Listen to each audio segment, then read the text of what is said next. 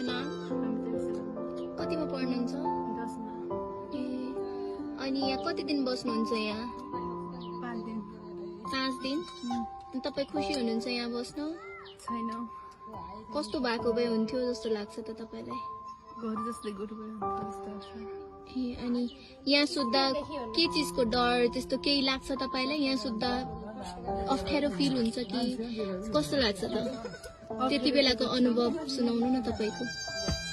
बाघ आउँछ जस्तो लाग्छ अनि यताउता केटाहरू जस्तो आउँछन् जस्तो लाग्छ अनि बलात्कार हुन्छ जस्तो लाग्छ सर्फ आउँछन् जस्तो लाग्छ अनि पढ्नलाई कतिको सजिलो अप्ठ्यारो हुन्छ यता अप्ठ्यारै हुन्छ सजिलो लाइटहरू छैन है यता ब्याट्री लगाएर पढ्नुपर्छ ए आफ्नै रहरले हो कि देवी देवताको कारणले अब बार्नै पर्छ भनेर अरूको दबावको कारणले गर्दा कि किन बार्नुहुन्छ खास महिनाहरू देवी देवताको बारेमा देवी देवता लाग्छ भने डरले चाहिँ बार्नुहुन्छ आफ्नो इच्छाले चाहिँ होइन होइन